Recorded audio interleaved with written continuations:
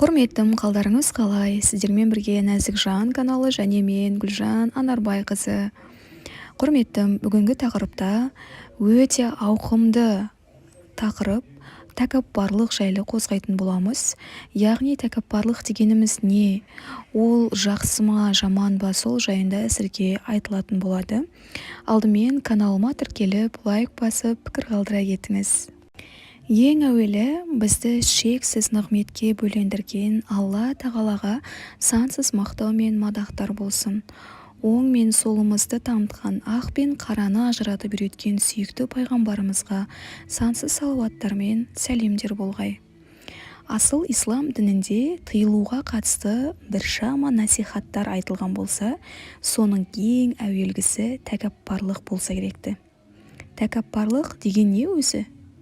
Тәкаппарлықтың биік шыңы өзіңді өзгеден биік санау, өзгеге жоғарыдан көкіректі керіп сөйлеу, адамды менсінбеу, адам құрлы көрмеу, кекетіп, мұқатып, кемшілігін бетіне басып, сөзбен жанды жерін шымшып отыру, қысқасы өзіңді зор, өзгені қор көріп істейтін іс-әрекеттің бәрі тәкаппарлық болып саналады. Тәкаппарлық мінез құлық пен жан дүниенің көрінісі. Ол адам баласының өзін өзгелерден әлде қайда жақсымын деп сендіруі. Тәкаппарлық адамға ақиқатты қабылдауға кедергі жасайтын рухани дерт. Тәкаппарлықтың сыртқы белгілері өзгелерден құрмет күту, ақыл кеңеске құлақ аспау, дөрекі сөйлеу, өзгелердің берген кеңесіне ашулану және өзге адамдарды менсінбеу. Тәкаппарлық өркөкіректік, қызғаныш және зұлымдық секілді жағымсыз мінез құлық тудыруы мүмкін. Тарих беттерінде шайтанның құрдымға кетуі осы тәкаппарлықтың себеп болғанын анықтайды. Тәкаппарлық шайтанға мен адамнан артықпын деп айтқызған. Оның бұл қылығы ұлы жаратушының әмірін менсінбеуге апарып соғып, мәңгілікке лағнетке ұшырады. Кім өзін өзгелерден жоғары ұстар болса, өзін кемел әрі өзгелерден озықпын деп санайды. Тәкаппарлыққа жетелейтін екі түрлі себеп бар. Біріншісі білім. Ғалым адам өзін өте білімді санағандықтан өзгелерді надан көреді. Ондай адамның мінез құлқы көбінесе нашар келеді. Білім көктен жауған жаңбыр секілді. Білім адамның табиғатындағы кез келген қабілетін арттырады. Егер жаңбыр суы ащы өсімдікке тиер болса, ол өсімдік одан әрі ащы бола түседі. Егер тәтті жеміске жауар болса, оның тәттілігі де артады. Ал екіншісі ол құлшылық. Құлшылық жасаған адам ғибадатын өзгелерден жақсырақ атқарудамын деп санайды. Сонымен қатар тегі лауазымы, атақ, байлық және әдемілік секілді әдептер тәкаппарлыққа ұрындыруы мүмкін.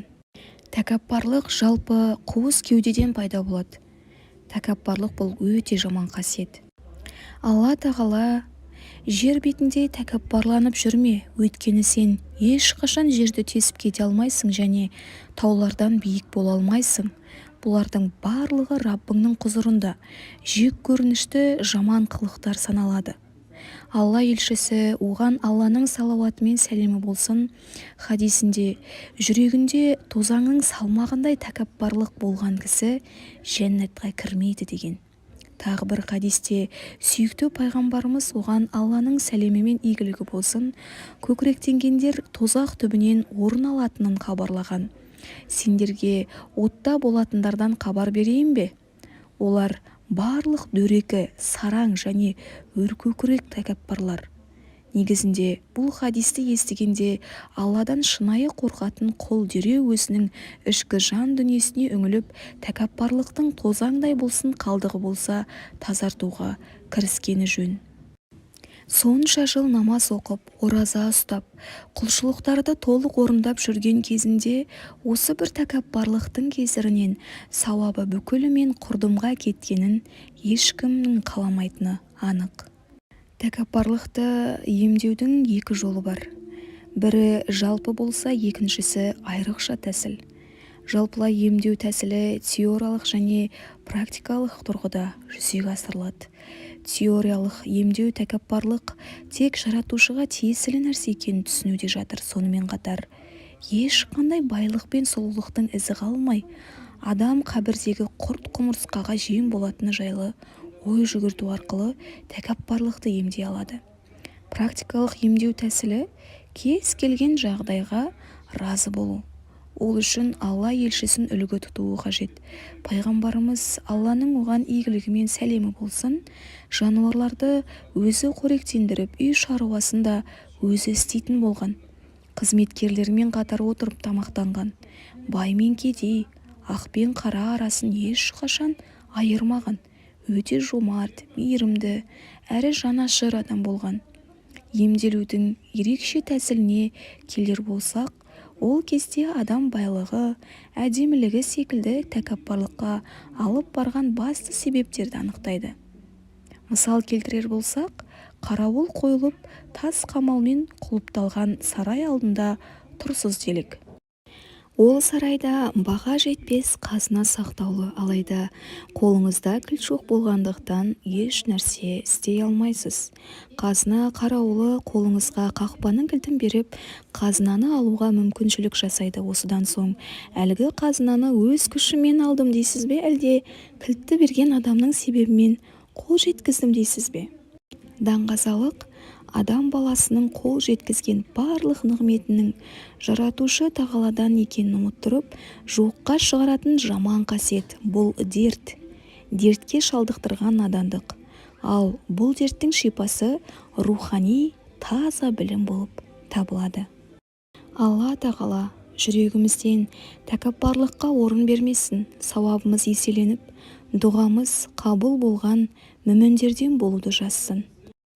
Құрметтім, тәкаппарлық жайлы толық түсінді деген ойдамын. Егер бүгінгі тақырып сіздерге ұнаған болса, қазақша контенттің дамуына үлес қосып, каналға тіркеліп, лайк басып, пікір қалдыра кетіңіз. Сіздің айналаңызда тәкаппар адамдар бар ма?